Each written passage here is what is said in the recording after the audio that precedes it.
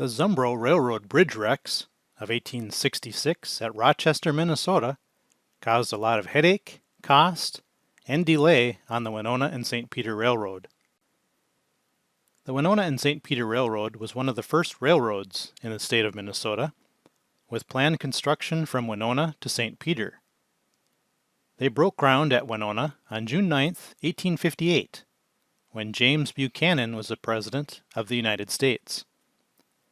About 2,000 people turned out for this special event, and they heard the traditional speeches, toasts, and cheers. At the time, John Newell was the superintendent of construction, and Colonel Andrew DeGraff was the contractor. However, construction did not get very far, and work sputtered until 1862. At that point, the railroad pushed through the bluffs along the Mississippi River and completed its path to St. Charles. 1864 was a difficult year in Minnesota to obtain workers or supplies, as the Civil War still raged across the eastern half of the country. Abraham Lincoln had become the new president, and there was a draft for all able-bodied men. The Winona and St. Peter Railroad had plans to lay down 20 additional miles of track to reach the larger town of Rochester.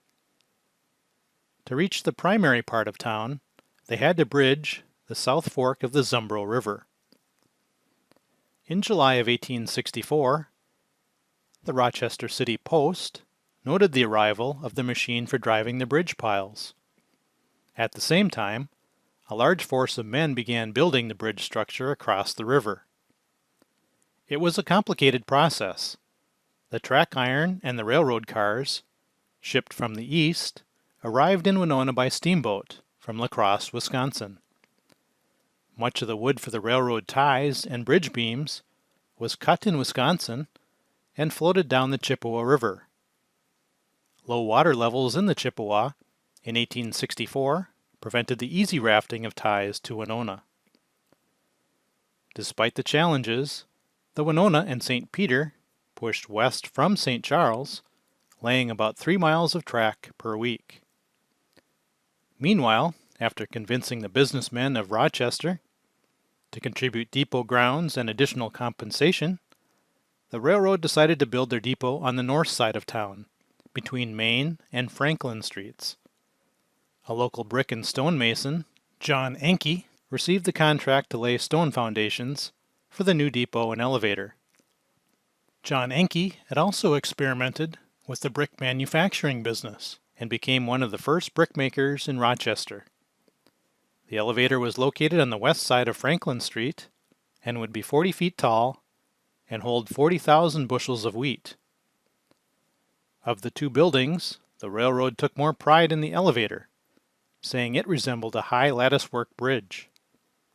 Its lumber also came from Wisconsin, the sills being of solid oak, 12 inches square. As mentioned, the depot grounds were on the north side of Rochester, a fair distance from the main business district.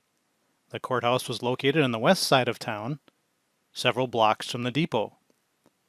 A fancy public school building was located 2 blocks east of the courthouse. Dr. William W. Mayo had also moved to town and operated a medical and surgery center, which still bears his name today. By October 1st, 1864, the railroad had laid track to the Rochester city limits.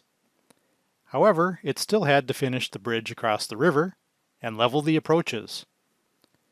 The editor of the Rochester Republican knew this was a milestone for the city and pushed city and business leaders to hold a special celebration.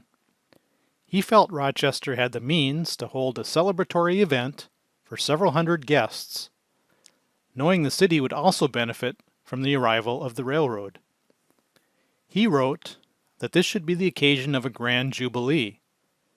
The big gun should blast out a welcome, ministers should thank God, and musical instruments should play happy music. It almost sounded like the editor was being rescued from the wilderness by the arrival of the railroad. However, there was no evidence that such a celebration ever occurred. As an additional advertising trick, the Winona and St. Peter Railroad even named one of its new locomotives the Rochester. On October 10, 1864, the first passenger train crossed the new Rochester Bridge and stopped at the depot.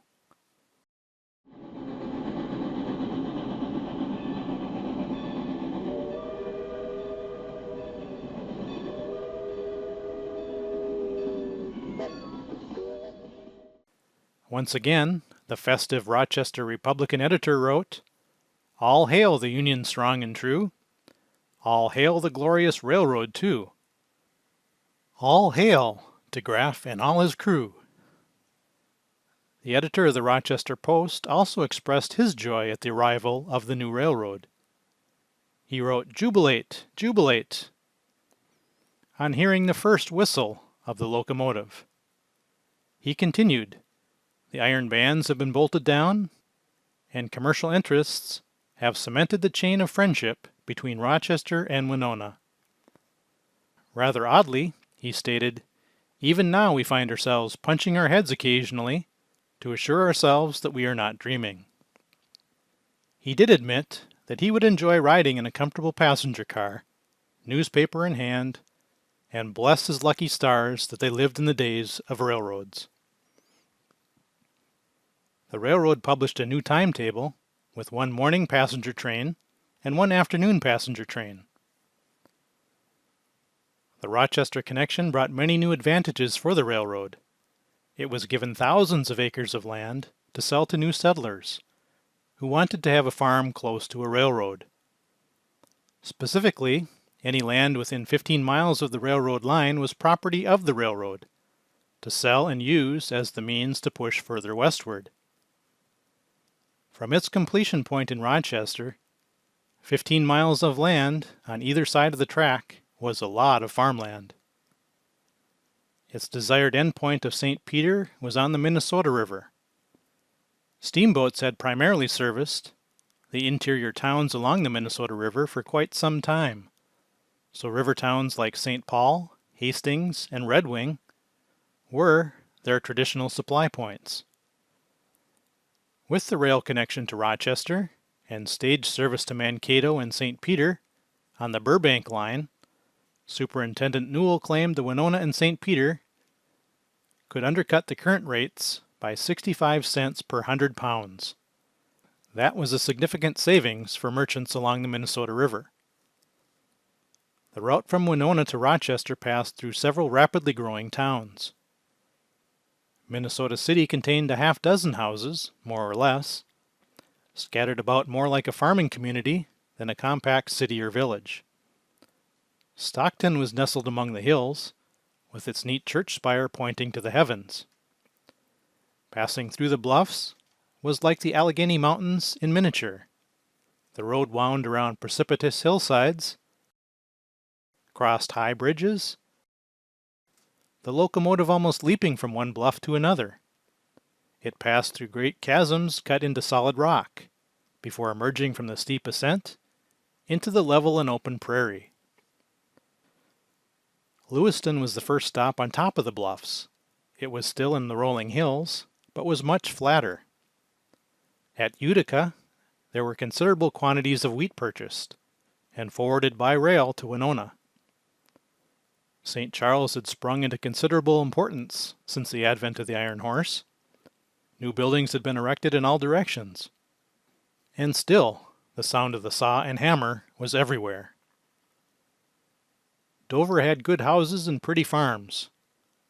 The settlers there seemed to have done more to improve their places, beautifying them with groves of cottonwood and poplar trees. Eota was the only station of any note on the railroad between St. Charles and Rochester.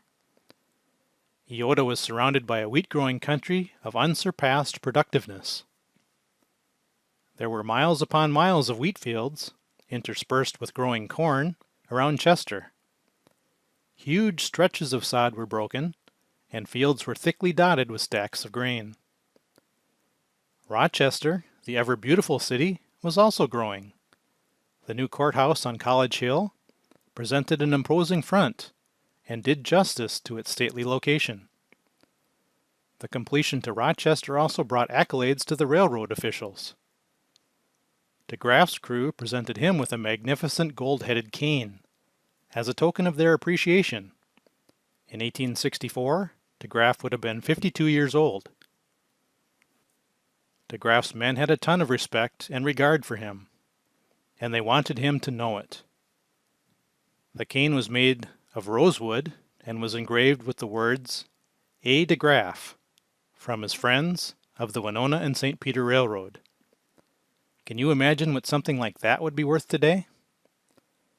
John Newell, the superintendent of construction, moved on after the completion of the railroad to Rochester.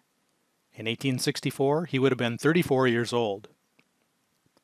The Rochester to Winona line started out with fairly good luck. However, the winter of 1865-1866 brought heavy snow to the Rochester region. One snowstorm in March brought snow, along with lightning, thunder, and hail. Residents worried that the thick snow might melt rapidly. One way this could happen was from rainfall. And their fears came true. Another great storm passed through, bringing more thunder, lightning, and rain, which was followed by warm weather. The rivers and streams rose quickly. The South Fork of the Zumbro River at Rochester soon became higher than it had for years. The railroad bridge, which rested on heavy piles, driven 10 to 15 feet into solid earth, of solid oak timbers and strong iron fastenings, was no match for the rushing water and accumulated ice chunks.